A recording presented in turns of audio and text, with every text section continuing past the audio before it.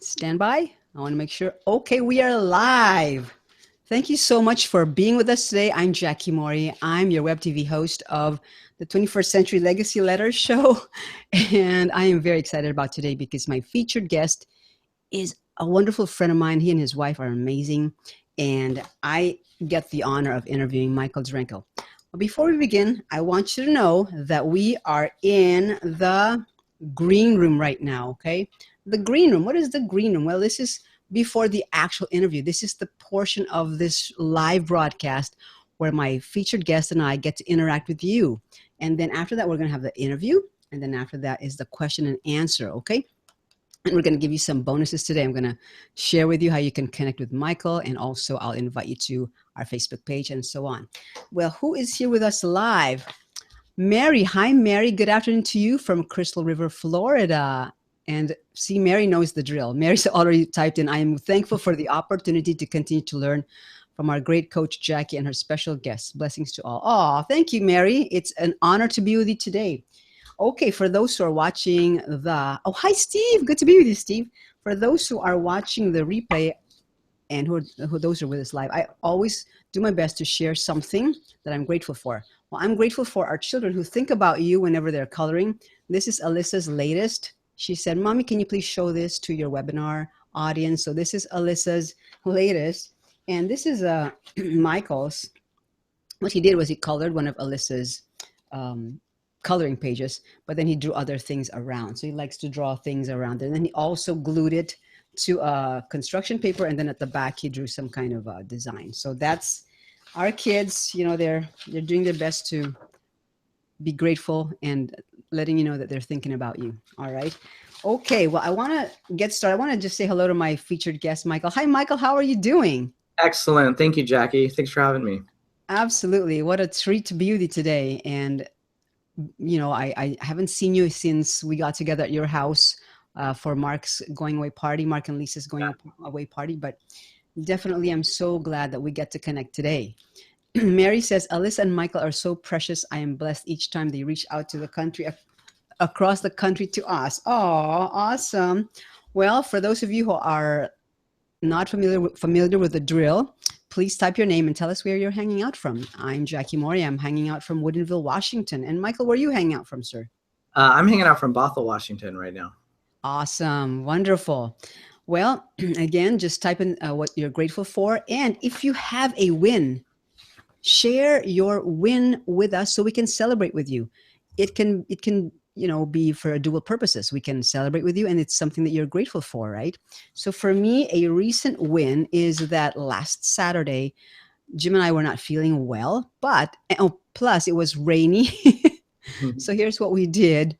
We just set up a blanket in our foyer, and we had picnic with our kids in a blanket on the second floor, and we just had a blast. So that to me is a win, where we take advantage of whatever conditions we're in, and even though we weren't feeling as well, we were still able to connect with our kids and let them have a blast. Larry is hanging out from Santa Rosa Beach, Florida. Welcome, Larry. How about you, Michael? Do you have a recent win, whether personally or professionally? Well, I also, along with real estate and being a husband, father, I coach my oldest son's soccer team. And we've been working really hard on trying to get them to pass the ball more, because their level is U9. And so all the kids are 7, 8, 9, some 9-year-olds, and they like to play bunch ball. So the last game, we actually won 7-0 because they started passing the ball more, and we had 4 kids score goals. So it wasn't even one kid that dominated. So that was a fun win, just seeing them work the tools that they were given at practice and utilize them in the game.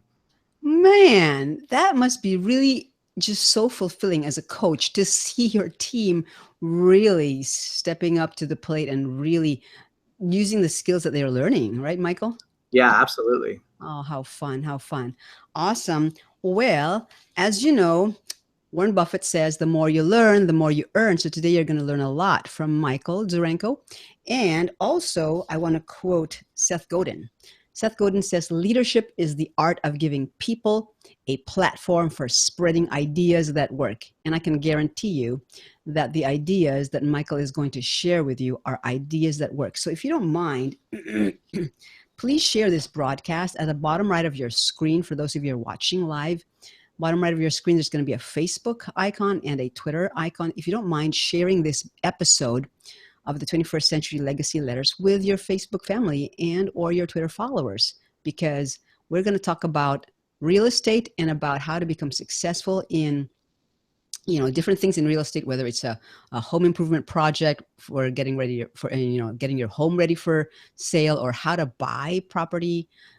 So we're gonna please share this broadcast. We're gonna talk about those things. And remember, during the live Q&A portion, you can ask those kind of questions of my guest right here, the Q&A portion. You can ask those kind of questions of my guest, Michael, right? Okay, so if you've shared it, please type in yes, I've shared. I would love for you to share this, Steve, and I would love for you to share this, Larry. I'd love for you to share this, Mary, with your Facebook family and friends. And if you have Twitter, just type in just share it with your Twitter followers. I want to welcome Beth. Hi, Beth. It's good to be with you, Beth. Okay, I'm going to do a poll. It's going to be a live poll, and it's going to be an anonymous poll, because Webinar Jam has that feature where we can do polls and I will never know who answered what, okay? So let's load up the first poll. The first poll is, have you had a remodeling or real estate project done? Have you had any remodeling or real estate projects done? Yes or no, or not yet, but I'm going to in the near future, okay? So please just click yes or no. Yes, you've had a remodeling project at your house done, or no, you haven't, or not yet, I'm gonna have one in the near future. I know that one of our replay audiences, who's also a member of the 21st Century Legacy Letters Facebook community, she's going to watch the replay because she wants to learn from Michael what she needs to do. She's going to, I think she's going to sell her home and also do a remodeling project. So she's going to get a lot of value from this. Okay, I'm going to give you 10 more moments and then I'm going to end the poll. 10, 9, 8, 7, 6, 5, 4, 3, 2, 1. Okay. Well, Michael, 33% said yes, they have had a remodeling or real estate project done. 33% said no, and 33% said not yet, but I'm going to in the near future. How about that, huh? Yeah, it's a good spectrum. Yeah, pretty balanced there, right? Yeah, absolutely.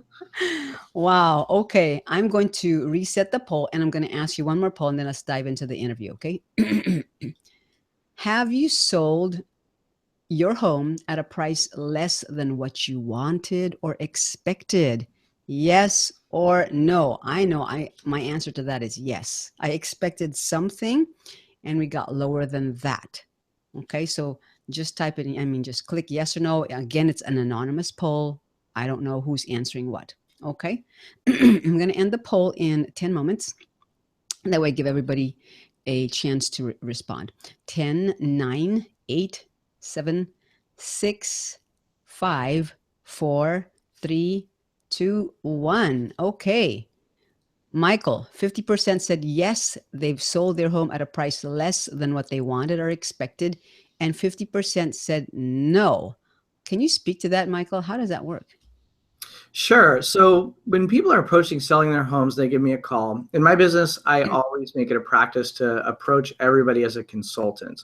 I'm not going into a meeting with a client ever with paperwork for the first meeting. Just don't do it, because I have no idea what their goals or their agenda are. So how could I potentially prepare a contract when I don't even know what their goals are? So when people are going to prepare their home for sale, there's I follow a rule of the three P's, and it's proper preparation, presentation, and pricing. Those are the most critical elements of anybody that's looking to prepare their home for sale. And those three things, when followed, will typically yield a top dollar sale for your home, at list or above list, depending on the demand ratio of your ultra local market. So yeah, when things don't sell for your ask price, oftentimes it's because you did not follow those three P's of proper preparation, presentation of the home, and pricing. Awesome. Thank you, Michael. I hope you got that. For those who are going to be watching the actual interview, they will not get what you just got. So live audience and replay audience, you're getting a lot. So make sure that you have taken notes about what Michael just shared. Okay, just wanted to remind you that last week we had Paul and Angie Wagler, and they or where they are marriage coaches. And so if you want to tune into that broadcast or the replay, make sure you go to Jackie Mori, facebook.com/Jackie Mori 777, and the replay will be available there. Also, today, of course, we have Michael Dzurenko. And Michael is, I'm going to introduce who Michael is in just a few moments. Next week, we're going to have Larry Rad. And the week after that, we're going to have Dr. Becky Slaybaugh. So make sure that you prepare for these upcoming episodes by doing some research. Go online and see who these wonderful featured guests are. Maybe prepare yourself so you can ask world-class questions, right? Okay. Now, in the middle of the interview, I'm going to hold this kind of card up, and I'm just going to smile. So don't worry. I'm not frozen or anything. I'm just doing that so that the video editor knows where to put in the ads, because we're going to edit the interview like I shared with you. We're going to edit this, and we're going to load it up, upload it to very, very, very, a multi-billion-dollar infrastructure. Well, two of them, okay? So when I hold that up, don't worry if I just smile like that. Okay, all right. Today, you're going to discover 3 strategies on how to successfully manage your real estate projects. You're going to avoid 2 biggest mistakes that homeowners make when selling their homes. And you're going to learn 1 key on how to navigate changing business trends, all right? I want to interact with you one more time before we go to the interview, and then we'll interact with you again during the Q&A. Mary says she shared this episode. Mary, thank you. I really appreciate you, Mary. And Marianne, hi, Marianne. Greetings from Ohio. Hi, Marianne. I'm glad to have you here on board. Okay, so I'm just going to do the intro, the video. Let's see here. And then we're going to start the interview. All right. So we'll be right back.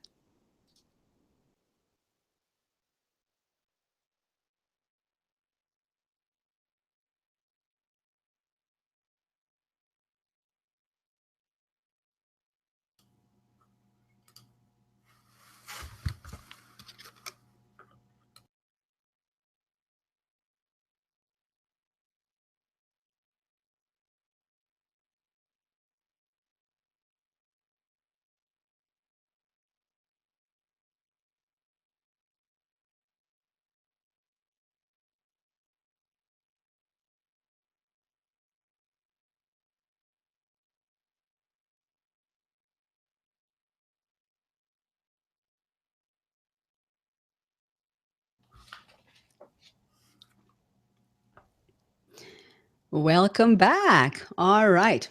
Well, I'm going to count 3, 2, 1, and then Michael and I are going to do the interview. And then remember, stay tuned because we have some bonuses for you at the end, and you get to ask your questions live of my featured guest today, Michael Dzurenko. Okay? 3, 2, 1. Hi, I'm Jackie Mori. I'm a multiple #1 international best-selling author and your web TV host of the 21st Century Legacy Letter Show. Welcome. I am so glad that you're here with us today because in this episode, my featured guest, Michael Dzurenko, and I are going to discuss things regarding real estate and other things too regarding business and parenting. So it's going to be a very, very fun episode. So stay tuned. Right now, let's take a moment to thank our sponsors. Welcome back. I'd like to introduce to you the legacy word for today, which is strategy. I love this word strategy. Why? Well, let's first talk about what does strategy mean.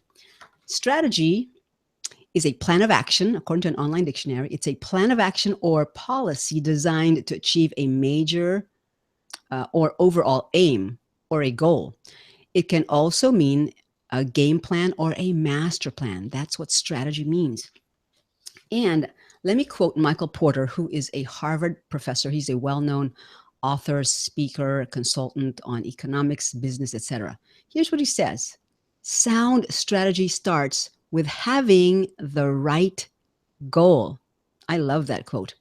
And, you know, I have enjoyed this book. It's an old book, but I've read it several times. And this book The 7 Habits of Highly Effective People by Stephen R. Covey is one of my favorite books. And in habit number 4, he talks about win-win.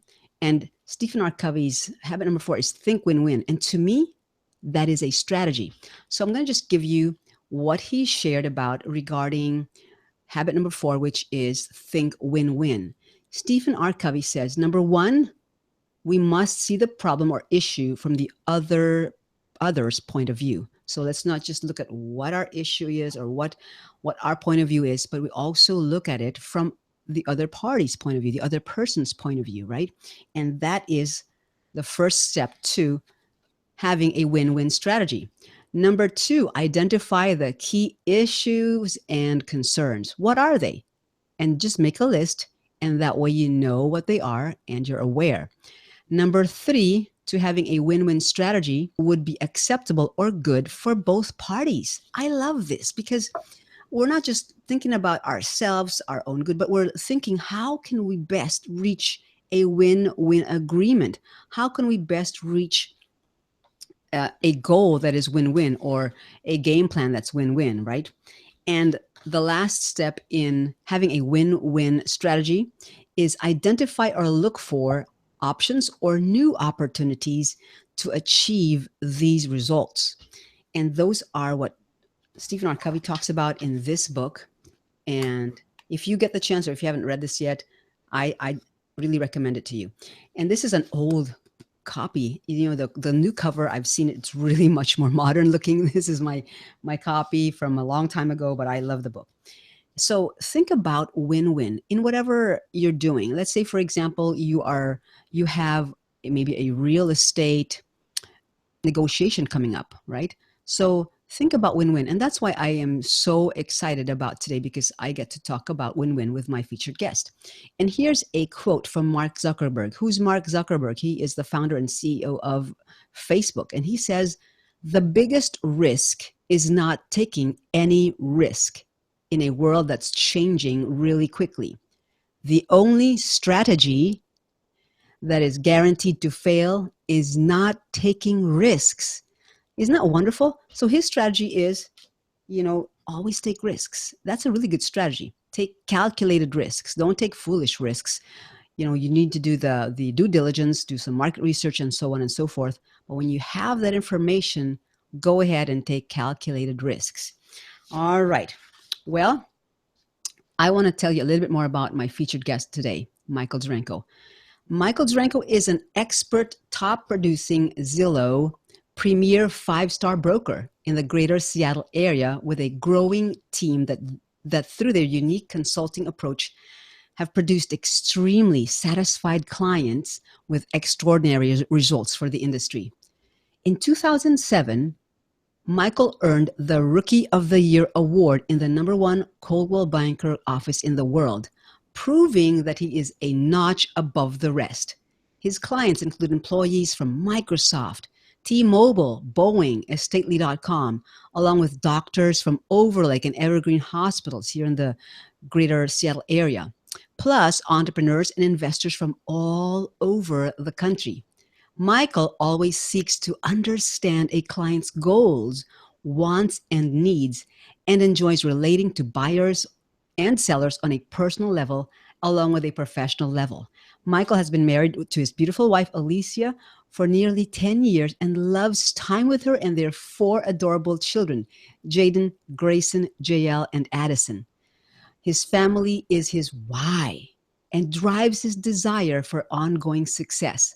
Michael and his team have events happening monthly because they love to have a good time and educate people on all relevant things related to real estate. And I'm going to give you how to connect with Michael a little bit later on.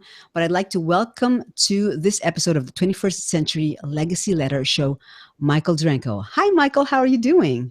Great, Jackie. Thank you so much for having me. It's such a treat to be with you today, Michael. Now, Michael, who would you like to dedicate this episode of the 21st Legacy Letters Show to, please? Well, I think it would only be appropriate to dedicate it to my wife, Alicia, who is my helpmate and business partner, an incredible wife and mother of our 4 kids, and to our 4 children, Jaden, Grayson, JL, and Addison. How exciting that is to have to be able to say all those names. I mean, I used to know Michael when they only had Jaden, and Yeah, now they have four right. children. I love it. Now, Michael, take a minute and just fill in some of the gaps in that intro and just share a glimpse into your personal life, please. Sure. So from the point when we first connected, or from marriage, or Oh, in any way you want, you'd like. okay.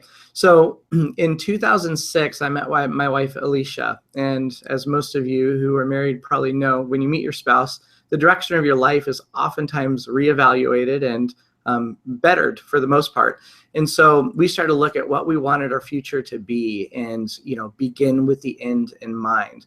And where did we want to end up, and how do we work backwards to get there? So that's when we decided that, well, we were going to have children, and we really wanted my wife, who's a very successful marketer and salesperson in the timeshare industry, to stay home with our kids. And so I ended up getting my real estate license, hung my real estate license in the spring of 2007, and that's how I ended up where I am today.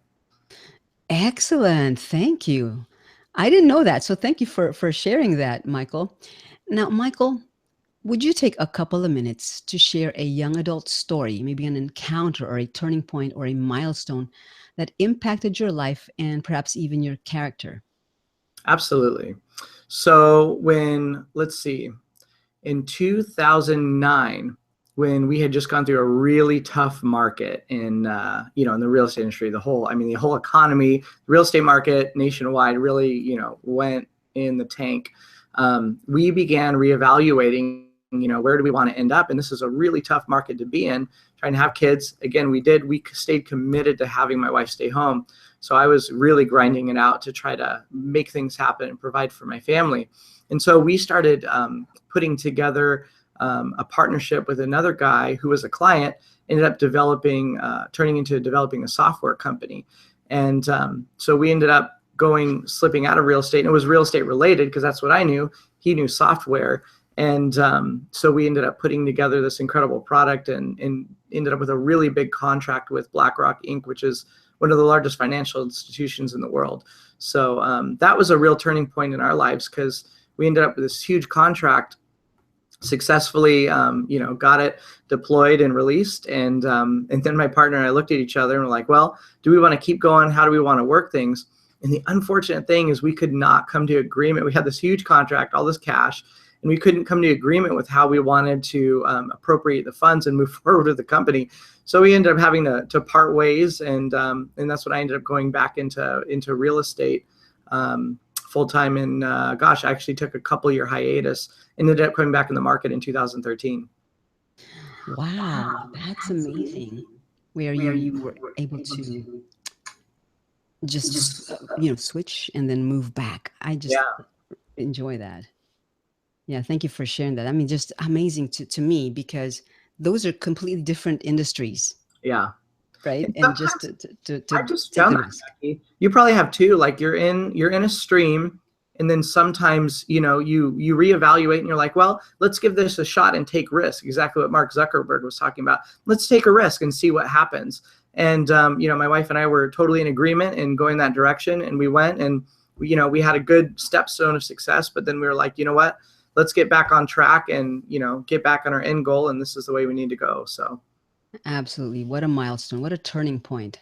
yeah, Congratulations to you two for taking that risk, and then and even though you parted, at least you knew, okay, I'm going to go back to real estate, and you were able to again make that make that switch and take that step, and again take that risk because you took a short hiatus. That's amazing. yeah. Thank you.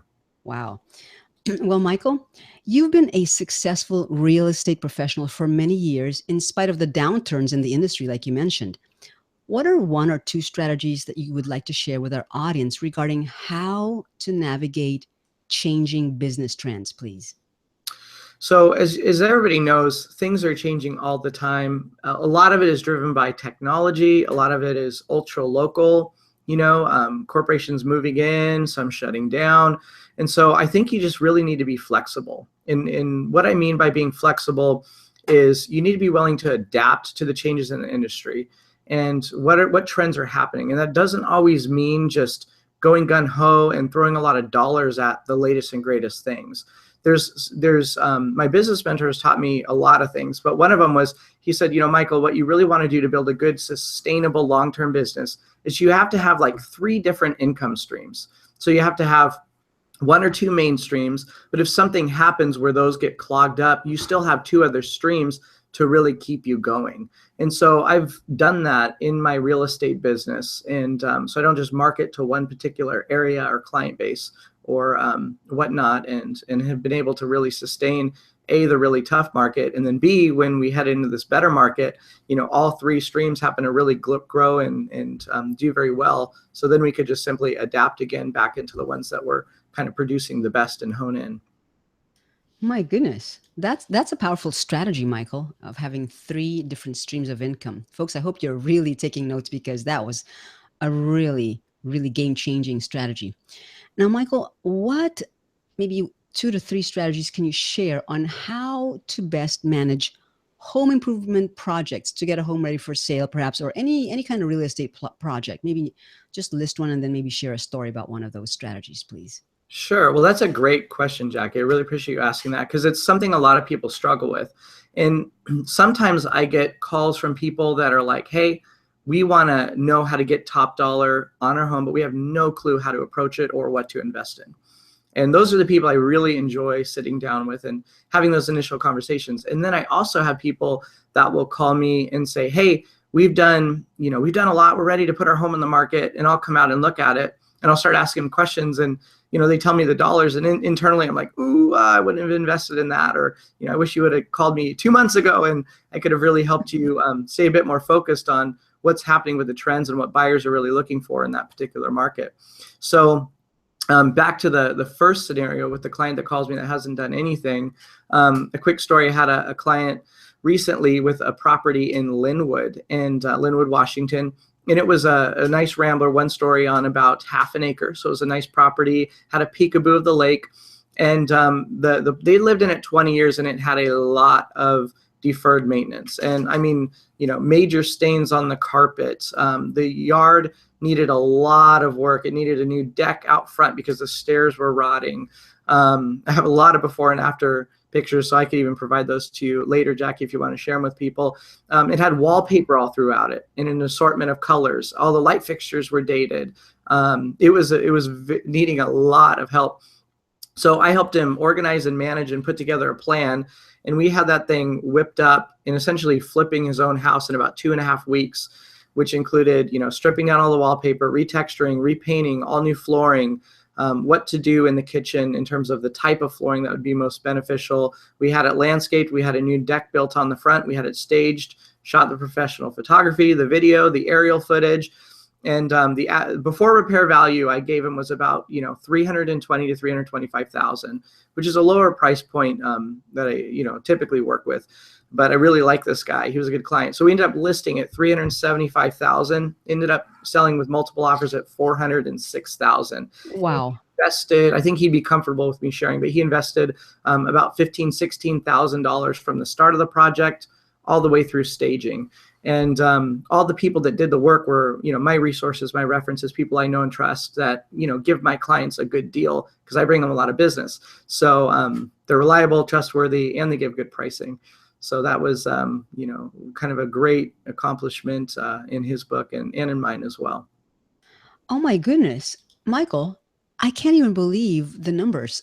I mean, seriously, 2.5 weeks, you got a house that was in that kind of a dire condition to where it was ready for sale. And then you were able to sell the home essentially for $400,000 plus. That's to me astounding. You're amazing. Well, thank you. Yeah. Flippers do it all the time. We all watch the shows where people flip houses. Yes. In everybody's house, not everybody is in as dire straits as his particular house was.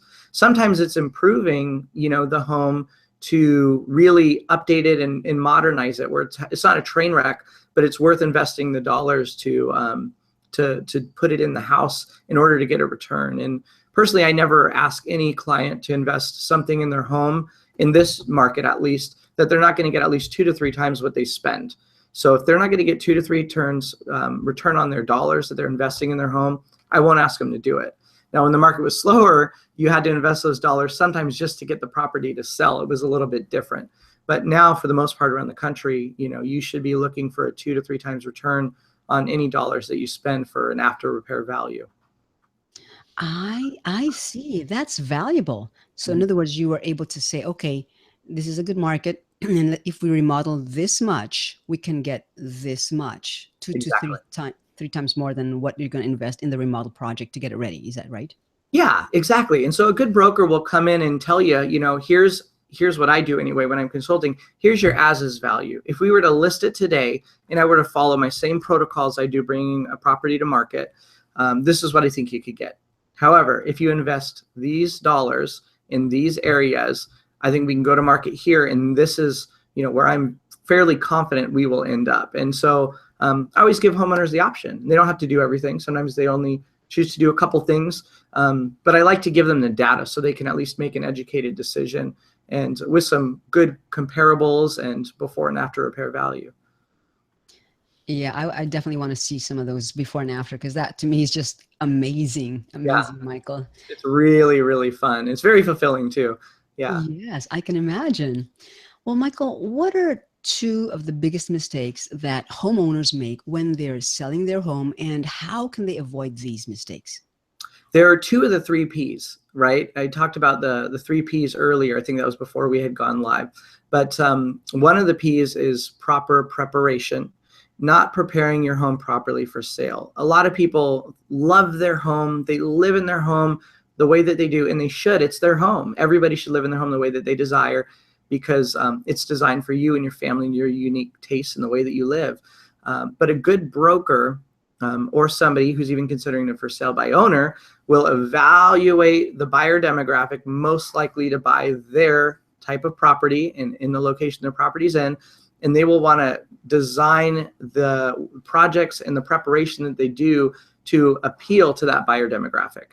So really important part of the process. So they fail to prepare properly. They think, I loved my home the way that it was when I bought it, therefore somebody else will too. Even if you paid top dollar for it then, things are different now. Trends are different. Design is different. So that's number one factor, is proper preparation and before bringing it to market and marketing it. And then the second is pricing. You have to have a good pricing strategy.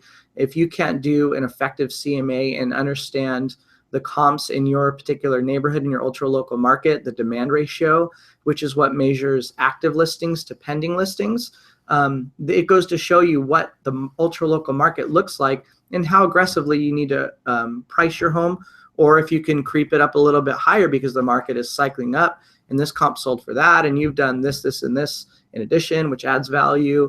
And understanding that is critical. If you overprice a home, it's the biggest mistake you can make. And second biggest mistake is to underprice it, because the market does not always drive it back up to where it should be. So I like to find that sweet spot based upon the data. And at the end of the day, my clients always get to choose the price. If it's too high and I feel it's too high, I invest a lot in marketing the property, so I just won't list it. I'll say, this one's not right for me. Here's where I'd be comfortable. This is where I feel market value is based upon the data. And if you guys want to go higher, then I think you should list with somebody else, because it's not going to sell. Or they're going to have to drop price and they're going to end up taking a bath on it, because buyers see homes drop price. And if you're a buyer looking at a home that's dropping price, what do? Well, I guess I can go in a little bit lower. So it never is effective to overprice or underprice, in my opinion. Wow. So you are definitely an expert at finding that sweet spot. Where is it such that it's not underpriced and it's not overpriced? And Very I, important. I I love that, where if it's overpriced, you don't even want to necessarily work with them. Look for another agent, because I'm not going to work with you. I love that. Yeah. We invest a lot of time. I invest personally. I don't just take pictures on my phone and throw a house on the market. I invest in professional photography, video tours, digital marketing strategies. It costs me a lot to take a market or a house to market. And so it obviously is a business decision. It's not that I don't like the people, but I can't do that and have like 5 homes sit on the market and consume my time and money when it's not going to produce a positive result for them or myself. So. Right. That's so smart. Thank you, Michael. Well, let's switch gears here for just a few moments. I see that picture behind you of your family. I know your family. I love your family. Oh, Michael, you're a dad. Mhm. Can you share, please, two parenting life lessons and maybe a story about one of these lessons, please, Michael? Sure. So I love being a father. It's been the greatest joy, and also besides, marriage has helped me grow, I think, more than anything else. And especially as a dad, you look at your responsibility to these children. And again, that's my why. It's really my wife and my kids that drive everything I do in business, because I want to leave a legacy, and I want to leave them something, whether they end up in the real estate industry or not. I want to leave them something that will benefit them and help them go further than myself. So two things that I've found to be most important with our kids, and their ages are 8, 6, 4, and 2. So just to give context in that regard, is Wow. my wife and I, Alicia, we really focus on wanting to keep our kids' hearts.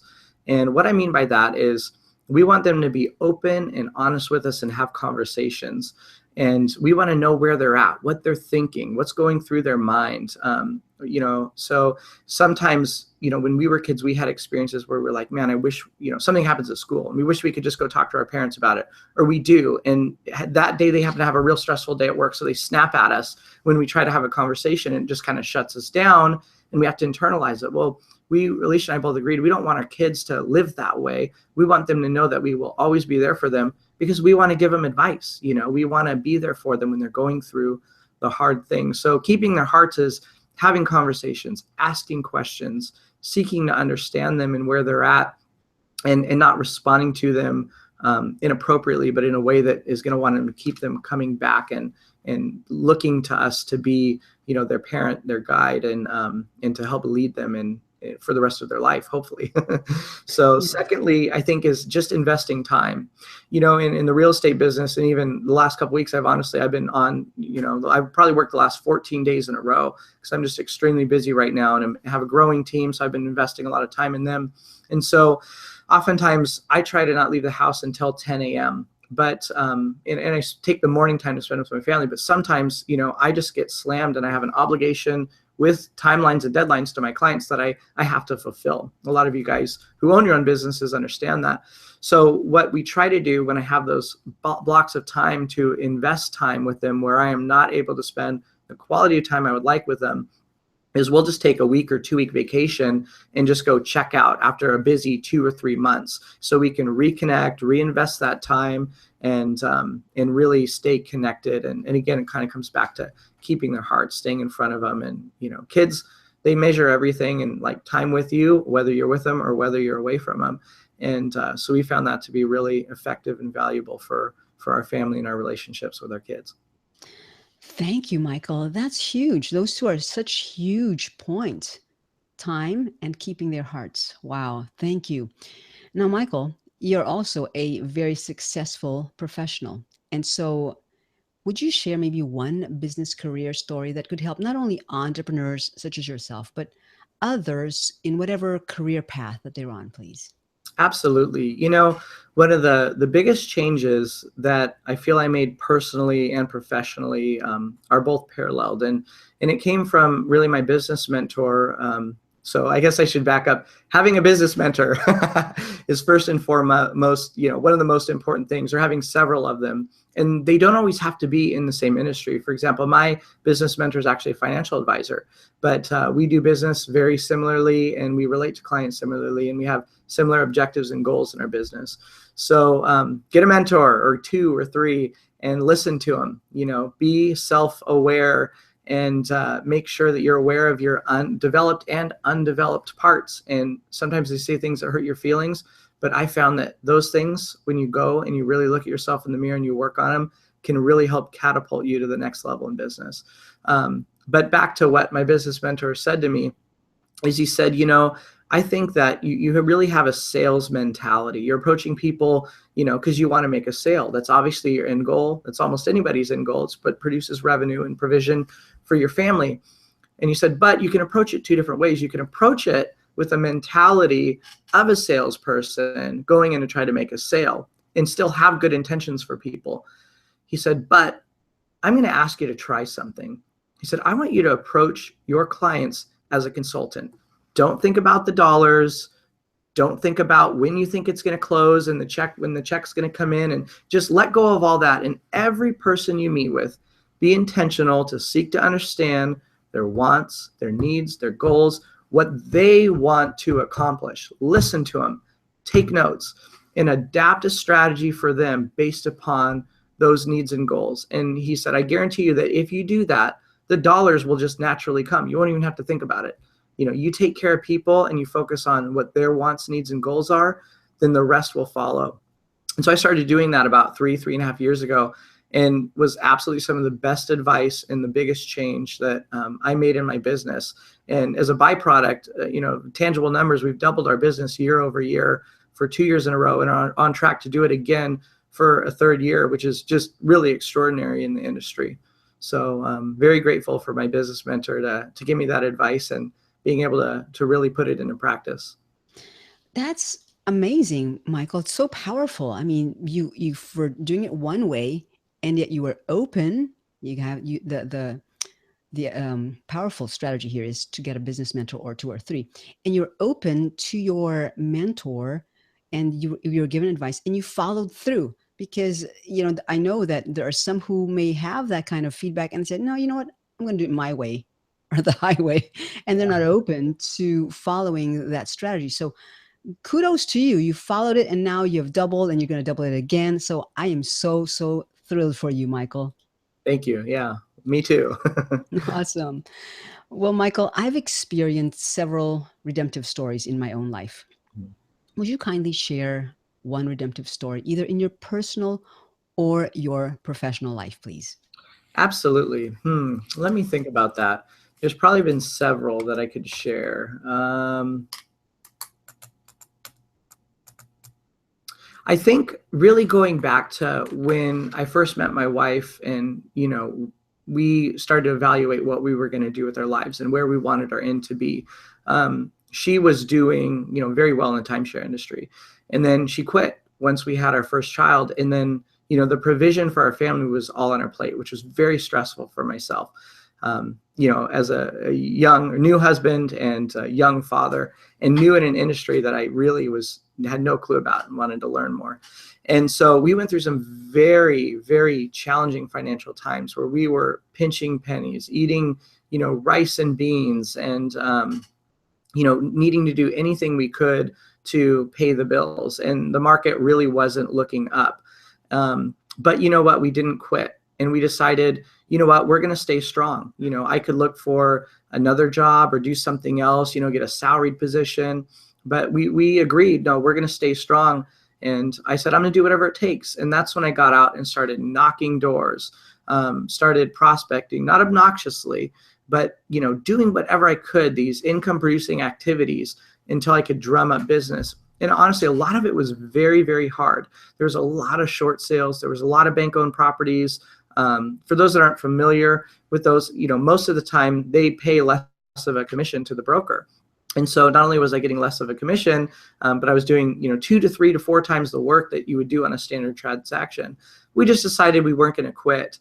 And, at the end of the day, it was funny because we ended up, taking that lateral move, starting the software company, and kind of going from a hiatus from real estate, because we had so many painful memories of how challenging it was in those hard times that we had just trying to make ends meet, with our family. And after the whole software thing, and we got back into real estate, and that's when my business mentor, after a couple months in, gave me that advice to, hey, approach your business as a consultant, not as a salesperson. And that's when things really started to take off and develop. And so we're both really thrilled with where things were. And it was honestly coming back into real estate, I didn't want to do it. In fact, I was very resistant. I was looking for anything else I could do besides get back into real estate, because it was such a painful experience going through that challenging market. But my business mentor said, no, I really think you should get back into real estate. Let's work on it. Let's work together and see what happens. And so, now I'm so grateful, because we're just doing phenomenal, and I'm able to help develop other people and grow their careers and reach their goals, and, help them succeed. And, my wife's happy, my kids are happy, and life is really good. Wow, that's so amazing, because you are it's like a quote unquote rags to riches story because you followed through on the advice that you were given. It wasn't just let me just keep doing what I'm doing. But no, you were open, you were humble, and you were willing. And you said, I am committed to succeeding in real estate. And you and your wife agreed on that. And then now look at where you are. I am just so thrilled about what you did, Michael. Yeah, thank Congratulations. you. Yes. Well, before we go to the legendary legacy section, let's take a moment to thank our sponsors. Welcome back. Michael, we are now to the legendary legacy section. And would you kindly show a picture of your wife, Alicia, and your kids, please? Sure. Yeah. This one is a little bit old, but anyway, it kind of captures two of our kids, and yeah, the one behind us here shows all four of the kids and my wife and I, and yeah, they're wonderful, lovely, lovely, lovely family. I love them so much. Mm. Well, Michael, imagine this decades and decades and decades from today. You're on your deathbed and you have 3 more minutes with your children, your grandchildren, colleagues, friends gathered around your bed. What final words would you say to them? And what advice would you give to them during those Ooh, last moments? that's a really deep question. I I think know. I think I would share with them. First of all, it's a morbid thought, but it's necessary, right? Begin with Right. the mind. But I would share with them, that I think humility is honestly one of the most important characteristics that somebody can carry. I would tell them to make sure that your primary focus is investing in relationships. Business comes and goes, resources come and go. The market could dump tomorrow. I could be out of real estate, but I think sharing with them to invest in the relationships they have with their spouses, with each other as their siblings, and also with their friends, deepening those relationships. Don't let offenses and different things that come in and break up good friendships fester. Like, go talk about it, talk it through. Some people you honestly just can't, but if people are open, work those things through and have those conversations, because there's been surveys done, and it shows that people with deep relationships are the most fulfilled and satisfied people on the earth. So I think those would be two things: carry humility in whatever you're doing, and deepen your relationships with your spouses, with each other, with your friends, and other people that you are in relationship with. Michael, those are going to be such precious, sacred moments. Thank you for sharing your heart. Thank you. Well, now we're at the legacy sprint segment of the show. I get to ask Michael questions, and Michael gets to answer in 15 seconds or less. Are you ready, Michael? I think so. Awesome, awesome.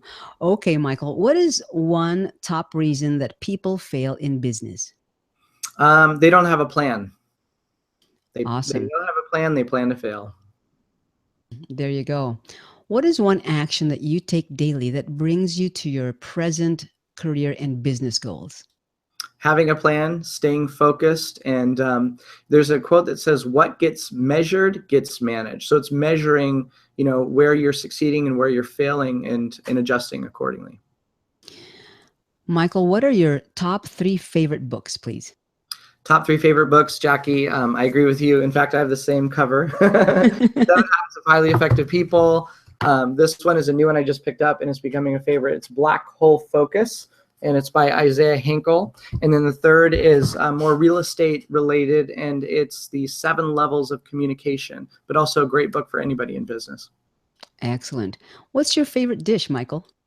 Favorite dish, chicken pad thai. Oh, you're making me hungry. What's your favorite vacation spot? Orlando, Florida. So shout out to everybody with us in Florida. Cool. 3 favorite hobbies or leisure activities, Michael? Let's see. Well, if I can consider coaching my son's soccer team a hobby, that's one. We love to go on family walks and bike rides together, and camping. Excellent. Michael, do you have one favorite quote you'd like to share, please? It comes out of the book 7 Habits of Highly Effective People, and it's habit 5, which I think personally has been the most impactful quote or chapter of my life. And it's seek first to understand before being understood. It's great for marriage. It's great for managing your relationships with your children, with other friends, and also in business. I love that. I mean, I just love the book. So thank you for sharing that. That's also one of my favorite quotes. Now, Michael, it's time to promote you. What would you like to promote? Can you share with us maybe how folks can get in touch with you, please? Sure. Well, the thing is, real estate is very ultra local. So if you know somebody considering buying or selling in the state of Washington, we're not the best fit for everybody, but we are for a lot of people. And so if you know somebody wanting to buy or sell who needs a good broker, we'd love referrals, love, love, love referrals, and we'll take good care of them. I have 29 5-star reviews on Zillow. If you want to check those out, so you know that you're not just sending them to somebody who is a big talker. And but if you're elsewhere in the country, I understand real estate principally. And if you want a good broker referral in your area who can help you sell for top dollar and approach things the way I do, contact me, and I'm more than happy to interview other brokers in your area to help you select somebody who's going to best help accomplish your goals. Because the real estate broker does make a huge difference in how everything is approached. So I'm more than happy to do that to anybody else living in other states. Thank you, Michael. And Yeah. for those of you who are watching the video podcast, here's how to get in touch with Michael. Just go to www.dzestates.com. That's D as in Delta, Z as in Zillow, estates.com. Or you can also like Michael's Facebook page. Just go to facebook.com/dzestates, and you'll find out more about what Michael is up to, what he and his team are up to. And I know that they hold classes monthly, and that's something exciting. Well, Michael, I want to thank you for being with me on this show. And I'm going to end this with my legacy quotation. It's from Maya Angelou. People will forget what you said. People will forget what you did, but people will never forget how you made them feel. Thank you so much for joining me for this episode of the 21st Century Legacy Letters Show. I'm Jackie Mori, and I'd like to leave you with this. Live a life of significance and leave your legendary legacy. All right, Michael, how did you feel? Good. Awesome, awesome. Well, we're going to open it up to questions. So those of you who are with us live, please type in your questions in the chat room, or if you want to come in to this live webcast room, just say, yes, I want in, and I'll invite you in. In the meantime, while you're thinking about what questions you have for Michael, because I know it takes a little bit, this was a lot to absorb, by the way, Michael. You're just so knowledgeable. You're really, a notch, maybe even 5 notches, above many of the people that I know. So amazing, amazing stuff. Thank you, thank you, thank you. It's such an honor.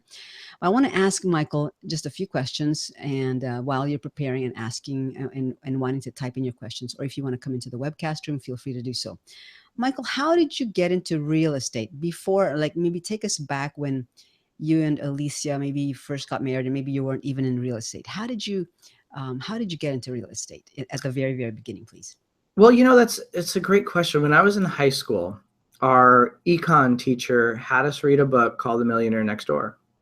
And there's a really alarming statistic in there that I never forgot. And it's funny how things in your life will just grab you, and you kind of like, sometimes you put it in the back of your mind and it'll be regurgitated. Pay attention to those things. The thing that caught my attention in this book was, it said something to the effect of, I believe at the time, this was back in 96, it said that 85 or 90%, it was a really high number, staggering number, 85 to 90% of millionaires in the US had done it through real estate, and through all different means, not just developers, flippers, but some people just buying at the right time, selling at the right time. And that fascinated me. So I always loved houses. I enjoyed watching houses, house shows, and used to watch This Old House all the time with my dad. And so that really caught my attention, and it just kind of never, it stuck with me, and it never went away. So after I'd completed, some schooling and an internship, I was really prompted to want to dive deeper into real estate and what it was. So connected with an appraiser who was looking for somebody to help him sell these development deals that he was putting together in Oklahoma. He needed a younger guy that was more tech savvy and knew PowerPoint and all that. So connected with him, helped him put projects together. And then he said, you should take classes so you understand the vernacular and how to communicate better in, real estate terms, because there's a language of real estate. So I did. And I thought, well, if I'm taking these classes, I might as well get my license, because I'm spending the money and taking the time to do it. So I did. And then it was shortly after that led to another relationship with the branch manager of the #1 Coldwell Banker office in the world. And so I actually was working at a Starbucks down the street as managing the store, and had provided them excellent customer service, and always had everything ready for them on time. They had a big order every Monday for their meetings. And so she heard me talking to another customer about real estate, getting my license. She said, come talk to me. So I did, and interviewed a couple other brokers. And anyway, so she ended up bringing me on board, and the rest was history. Wow. Yeah. That's amazing how it's serendipity, where, I mean, I don't believe in coincidence because it's not really biblical, but anyway, it's amazing how you got connected with two different people, and what has come out of those two relationships. It has really just set the course pretty much for your life, right, Michael? Yeah, absolutely. Wow. Well, Michael, how did you develop your current negotiation skills, please? Through having to develop a really thick skin. So I'm by nature very compassionate, caring person. And so I've had to learn to be, which can be a big downfall when it comes to negotiation. So I've had to learn to become very assertive and understand I'm representing my client's best interests. So through a lot of conversations with my wife, with business mentors, and a lot of transactions now under my belt, and also, honestly, communicating and watching what other brokers did very well in negotiating, and going back and taking notes, and like, what did they say and how did they say it to make me think that way?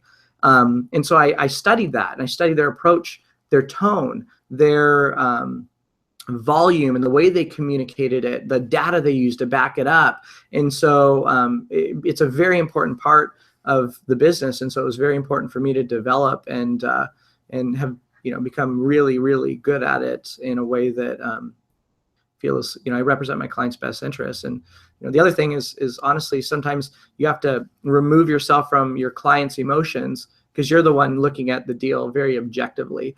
And so you have to bring that objective opinion and tell them, hey, unless this is your like absolute dream home from the buyer standpoint, you have to be willing to walk away if the seller's not willing to, agree to these terms.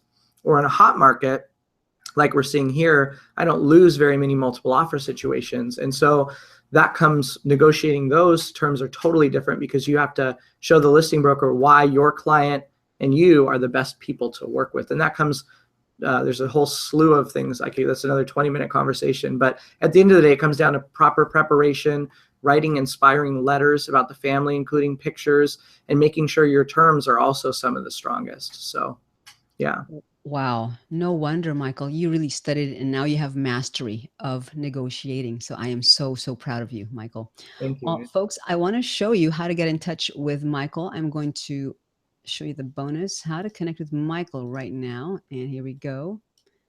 So right now, connect with Michael. Just click on the orange button. It says, get me to Michael's Facebook page. And there is the wonderful picture of Michael and Alicia and Jaden. Is that JL? Grayson. Oh, Grayson, that's right. That's Grayson. That's right. Oh my goodness. So two are missing. Addison and JL are missing. So folks, please click on the orange button, and I'm going to check to see if there are any. Oh, there's a question from Mary. Mary from Clearwater, Florida, Michael, asks, in this current real estate market, approximately how long do you believe it will take a community to bring their values up after hurricane damage? That's a really, really great question. Thank you so much for asking, Mary. So, I deal mostly in the great Northwest and the greater Seattle area. So I'm not overly familiar with the process of hurricane damage, but to speak to that the best I can, I know that there's a lot of insurance involvement. And so for a home's value, to come back up, the home has to be reconstructed, or the community has to be reconstructed and brought to a place where it's sellable. It's livable, first of all, but then it's sellable. Sometimes, after a hurricane, I can imagine if I was a buyer, I'd have the perception of, well, when's that going to happen again? Do I have to worry about that? Do insurance rates skyrocket because they had a recent incident And is that going to make it harder to get insurance and thus get financing? So I think a lot of that question centers around the insurance companies and the ins and outs of, the premiums, what happens and how quick they're going to turn and get people the cash to fix their homes and really rebuild the community back to par of what it was. My guess, if I could put a time frame on it, if we're talking a lot of severe damage, probably a year and a half, maybe 2, by the time everything gets resolved back to par. And, it kind of is out of sight, out of mind from people. And buyers are going to come back in and start to look at properties again without the risk of a hurricane. Wow. Does that answer your question, Mary? Yeah, Mary, maybe you can type in, and if you want a follow-up question to Michael, that would be just fine. So, Michael, that's a tough situation because I know that in Florida there's a lot of hurricane damage. I used to live in Texas, and I know a lot of hurricanes and a lot of flooding, and I know Houston is, I think, several inches below sea level or something like that. So, oh my goodness, I'm very familiar with tornadoes and hurricanes. Wow. Yeah, horrible things. Yes. Oh, Mary said, thank you so much. Well, perfect. Wonderful, Mary. Okay. So I'm going to remove first how to get connected to Michael, and I'm going to pop up here. Let's see here. Okay. I'd love for you to also connect with me on my Facebook page. So if you want to get some needle moving ideas and legacy wisdom keys, this is a picture of some of my previous guests. Just click on the orange button that says "Show me Jackie's Facebook page," and that's going to be my Facebook page. And just go to that and like it, and then that way you can keep up with all the episodes, such as this one with Michael Dzurenko, and also those the replays from those that were my previous guests, as well as going forward. So I'm going to just put that up for just a few more moments, and let's see if you have any other questions. Larry, do you have any questions, Larry? Because I know, Larry, you were also in real estate. If you have any questions, or if you want to come into the webcast room, please just let me know what you'd like to do, and I'm sure Michael and you can have a really cool conversation with Michael. All right, let me see if there are any other questions. And Michael is grateful for his family, of course. Yay, Michael!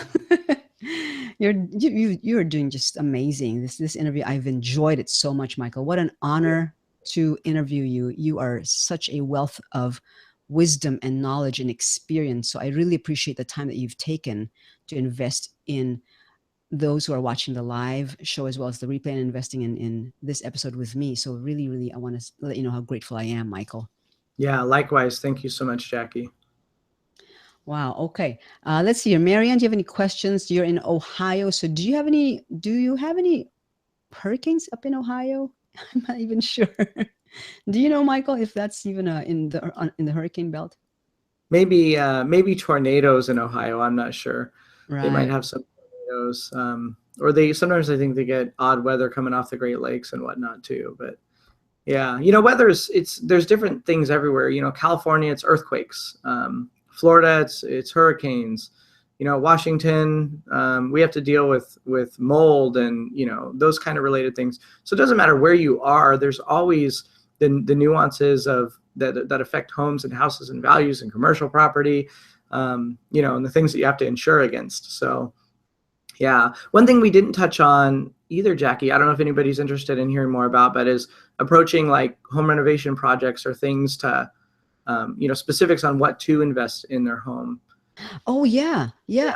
Let's tackle that, because I know that there's at least one person that I know who's going to watch the replay. He's not here with us live, but has a question about remodeling. Yeah, can you touch a little bit on that, please? And by the way, you're getting raving reviews from folks who are with us live. Larry says, "Nice job, Michael. Thank you for sharing." And Mary says, "Thank you so much." Appreciate and then Mary Ann says, "Tornadoes, but we haven't had any. And at 83, I'm not planning to move again." Oh, Marianne, definitely. Marianne. I agree with you. Stay.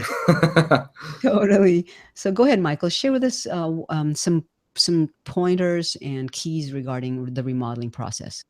Yeah, it's the biggest question I would ask anybody. And, oftentimes, like I said, I approach my business like a consultant. So I have a lot of referral partners that we refer clients back and forth. And so sometimes they'll ask me to just sit down with somebody and advise them, because it brings benefit to everybody. And so I'll sit down with people, and my first question is, what are you trying to accomplish? Is this something, are you going to planning on staying in the home for 20 years, or are you doing it specifically for resale, or is there another agenda with your project? Because that really helps manage and set up the scope of the project and whatnot. And then the next question is, what's your budget, and what would you like to do? And so those are the two questions that I always start off asking. So if it's for resale, then we want to do things, like I said, as inexpensively as possible, but that are going to have the greatest impact. And so we have to analyze, okay, what price point are you in, and what's the buyer demographic going to want? So most of the time, though, the defaults that you can never, ever, ever go wrong with is, to paint carpet and flooring in your kitchen.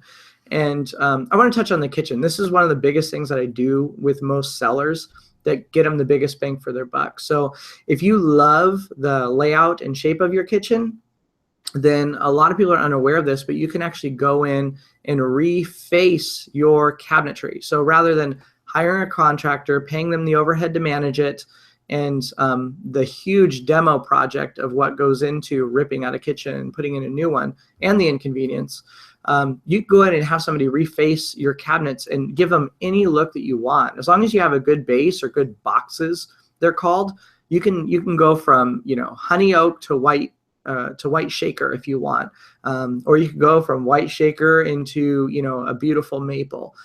Refacers can go in and do that kind of thing. And it's good to, phone interview a couple of them, have them come out, give you a firm bid. And it's usually about a third of the cost of actually replacing all your cabinetry. So if you're handy and you can do the demo and install yourself, then there's other sites that I point people to for a lower price point. Say if it's 500,000 or below in our area. There's Click Studios, where you can plan out, take measurements, you plan out your whole kitchen, order the cabinetry, and you can install them yourself, and then deal with the countertops and whatnot. And that's a cost-effective way to do it if you're handy and you have the time and you don't mind the inconvenience, especially if you eat a lot of takeout anyway.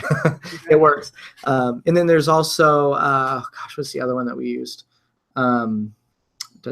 In-stock kitchens. In-stock kitchens. And they're really reasonable, quality cabinets. Most of them come with the soft close hinges and that sort of a thing. So yeah, that's the kitchen. That's a great way to change the look of your kitchen, update it in a very cost-effective manner. And then countertops, calling local countertop companies, getting good bids, knowing what's in. Granite's kind of going out, quartz is coming in. Different grays, beiges are out, grays are kind of coming back in depending on the area you live in. So being aware of those things and those trends, and also not overspending. If it's for resale, go cost effective. Ask for remnant slabs, both with your countertops and carpeting. If you have a flooring person out, say, hey, do you have any remnants that are high quality that will work well in here? And oftentimes you can get those pieces installed for a fraction of what choosing and selecting something otherwise would cost you. So that's a good way to go when it comes to kitchen counters, approaching carpeting, and whatnot. So are those local companies, Michael? The ones that In-Stock Kitchens and Click Studios are national. So yeah, that's why I mentioned them. They'll ship anywhere. The company I use here in Seattle is called Cabinet Refacing of Seattle, and I work specifically with Linda Abel, and she's kind of the designer and consultant, and she's wonderful. They do a really good job. They're also really busy, so you have to book out with them, but they do a great job. Awesome. We have another question, Michael, from Mary. Mary asks, is removing popcorn ceilings the best choice? It is a very good choice. There's a lot of concern of buyers around asbestos in popcorn ceilings. So you can have them tested if you want. You can take a sample and mail it to a local lab. Usually it costs about $40. There's actually services on Amazon. If you go to Amazon and you want to look at asbestos testing, you can take a sample and you get a response in like 2 days. So sometimes it's quicker and less than the local places I found. And it'll cost you $30, $40 to have it tested. If you have a contractor come in and they're going to do it, properly and whatnot, if there is asbestos, it's going to cost you a lot of money to remove them. There's a lot of painters that will, still take all the health precautions of wearing a mask, plasticking everything off and take them down, but they'll do it for a lot less money. And every area is kind of different in what you'll pay to remove them. But it cosmetically, it makes a big impact in the pictures when people walk in the door. Yeah, people are not fans of popcorn ceilings anymore. Ah, I see. And Michael, going back to the paint, carpeting, flooring, refacing of the cabinets and countertops, do you recommend first the refacing because it's much, it's less expensive to the budget and instead of flooring right away? Mm-hmm. That's a good question. And that kind of goes back to, are we doing this for resale or are we doing this for your long-term enjoyment? Ah, Um, Typically, you want to do your kitchen last because you don't want to mess anything up in it because it's the most expensive to redo, and also it's the most inconvenient. So it's better to do everything else and then do the kitchen last, is what I found. Just make sure that you don't overspend on all the other categories and cut your kitchen short. So get your bids. I always recommend get 2 or 3 bids on each thing that you're going to do, and usually you want to go with the middle one because the low one is usually too low. The high one's usually high. Sometimes you can get them down, but the middle one's usually the fair, proper one. And ask a lot of questions related to the project. Make sure they're breaking down their costs. They're not just giving you a number of $15,000. You understand what's going into it. Okay, this, $4,500 for materials, this is labor, and this is dump fees. That you're really getting a good idea of where the money's going. So that if somebody can knock a project out in a week, and they're charging you 20,000 and the materials are $2,500, you should be scratching your head going, okay, I'm not seeing why. I don't know what the math is paying these guys $500 an hour or how that makes sense. So right. understand that. Yeah. Oh, wow. Well, Mary says, thank you once again. Awesome. You're Well, welcome. folks, I have one last thing is if you are not yet a part of the 21st Century Legacy Letters Facebook group, and there were some who filled out the survey that they said, I want to join the group. Here's your opportunity. I do not open this every single day. I've offered it now, I think, for the last 4 episodes. If you want to be part of the community, and I'm sure that you're somebody who's not going to spam our community or be a troll, right? Trolls are those who just have negative comments and they just want to just post so many just junky stuff. Please don't even click the orange button. However, having said that, if you want to be a part of the community and you want to gain value, you want to give value to the community, you want to engage with those who are in the community, simply click on the orange button that says yes to this community. You're not alone. Your legendary legacy matters. Join us, and I would love to interact with you inside the Facebook group. And here is what you can get from being part of the Facebook group. If I can find my notes, just a moment, and we're going to say goodbye. Here we go. We have Pay It Forward. We have the Pay It Forward.